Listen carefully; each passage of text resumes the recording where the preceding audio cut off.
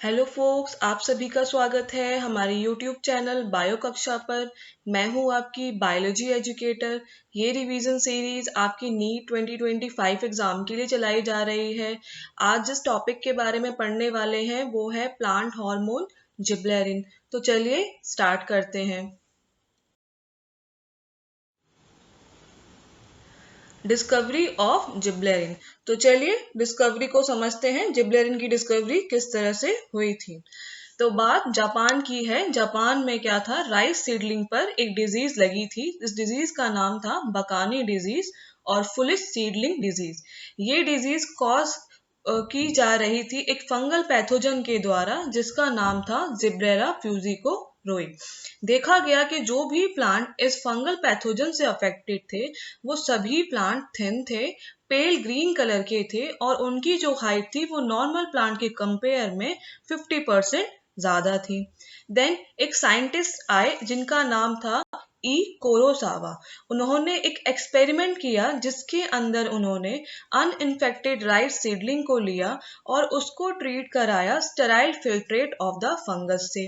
तो जब उन्होंने ये एक्सपेरिमेंट किया तो उन्होंने रिपोर्ट किया कि सेम सिम्टम अपेयर हुए डिजीज के। यहाँ पर स्टेराइल फिल्ट्रेट का मतलब है ऐसा फिल्ट्रेट जिसके अंदर हमारा माइक्रो ऑर्गेनिज्म ना हो। ठीक है, फिर क्या होता है, तो अब ये पता नहीं चल पा रहा था कि ये सिम्टम किसकी वजह से आ रहे हैं। कोई सब्सटेंस तो है जिसकी वजह से ये सिम्टम्स अपेयर हो रहे थे। बाद में एक और साइंटिस्ट आते हैं जिनका नाम है यबूता। वो इस एक्टिव सब्सटेंस को बताते हैं, सेपरेट आउट करते हैं और उसका नाम देते हैं जिबलेरिन, क्योंकि ये फंगल पैथोजन जिब्रेरा फ्यूजिको रोई वाले डिजीज प्लांट से एक्सट्रैक्ट आउट किया गया था, इसलिए इसका नाम रख दिया गया जिबलेरिन। Gibberellin. There are more than 100 gibberellin reported from widely different organisms such as fungus and higher plant. 100 से भी ज्यादा जिबलेरिन को रिपोर्ट किया गया है फंजाई से और हायर प्लांट से। They are denoted as GA1, GA2, GA3 and so on. GA stand कर रहा है यहाँ पर जिब्लेरिक एसिड को। GA3 was one of the first gibberellin to be discovered. GA3 वो पहला जिबलेरिन है जिसको डिस्कवर किया गया था। All GAs are acidic. सभी GA कैसा नेचर शो करते हैं, एसिडिक नेचर शो करते हैं। Gibberellic acid produce a wide range of physiological responses in plants. तो जिब्लेरिक एसिड क्या करता है, प्लांट के अंदर बहुत सारे फिजियोलॉजिकल रिस्पॉन्सेज प्रोड्यूस करता है जो कि हम लोग फंक्शंस के अंदर देखेंगे। Gibberellin are weakly acidic growth hormone which cause cell elongation of intact plant in general and increase internodal length of genetically drafted plant, example pea, corn in particular. तो जिब्लेरिन्स क्या होते हैं, वीकली एसिडिक ग्रोथ हार्मोन होते हैं। Secondly ये cell elongation में help करते हैं एंड इंक्रीज करते हैं internodal length of genetically drafted plant जैसे कि pea, corn. Function of gibberellin. तो फंक्शन ऑफ जिबलेरिन को हम लोग वन बाय वन समझते हैं। तो फर्स्ट फंक्शन है stem and leaf growth. Gibberellin help in cell growth of stem, leaf and other aerial part. Therefore, they increase the size of stem, leaf, flower and fruit. तो जिबलेरिन help करता है cell growth of stem, leaf and other aerial part. ये cell growth में help करता है जिसकी वजह से क्या होता है, साइज इंक्रीज होता है स्टेम का, लीफ का, flower and fruit. Next function is drop shoots.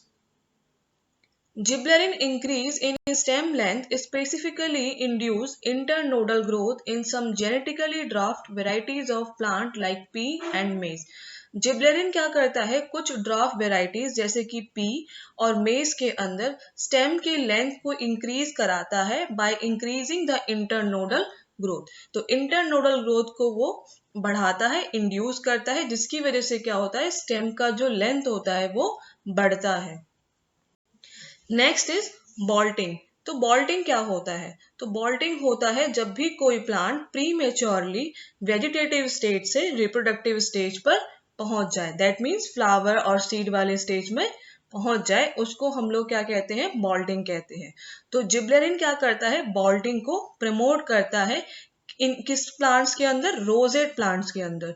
तो रोजेट प्लांट्स क्या होते हैं, ऐसे प्लांट जो कि क्या होते हैं, सिर्फ बेस पर ग्रो करते हैं, जो कि हाइट नहीं लेते, बेस पर नीचे जमीन में ही क्या करते रहते हैं, ग्रो करते रहते हैं। एग्जाम्पल के तौर पर हैंडबेन और कैबेज को समझ सकते हो, या फिर स्पिनच का एग्जाम्पल भी आप याद रख सकते हो।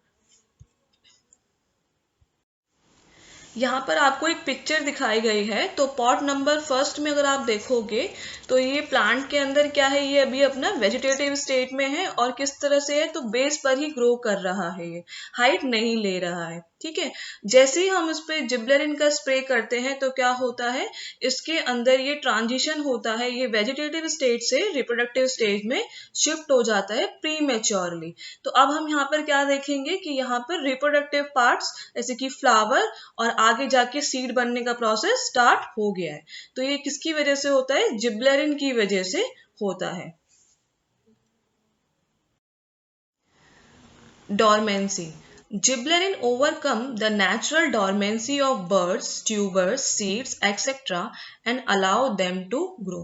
Gibberellin क्या करता है, डॉर्मेंसी को ब्रेक करता है।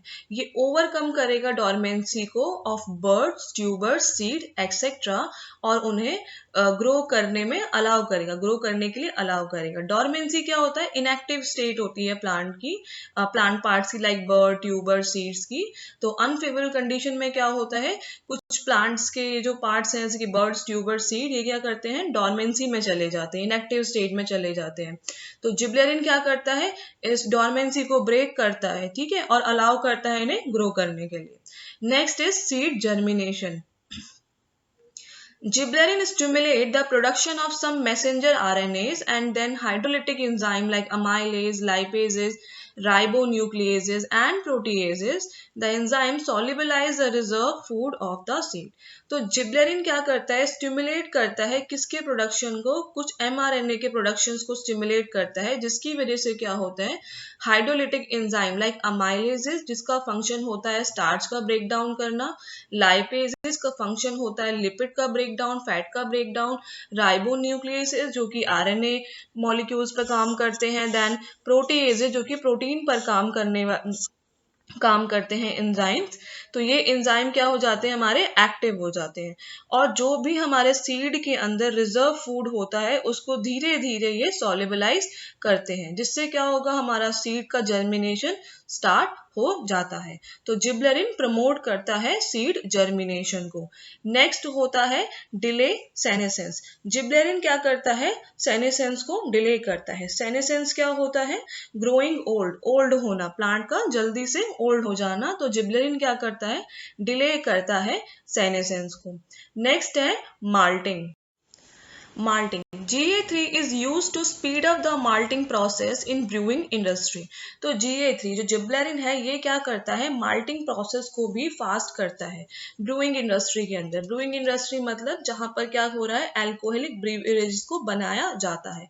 माल्टिंग एक तरह का प्रोसेस होता है जिसके अंदर हम लोग क्या करते हैं, जो हमारे ग्रेन्स होते हैं उनको जर्मिनेट कराया जाता है, देन ड्राई कराया जाता है, फिर उन्हें फर्मेंटेशन के लिए आगे भेजा जाता है, और इस तरह से क्या होता है, हमारा अल्कोहलिक बेवरेजेस को बनाया जाता है।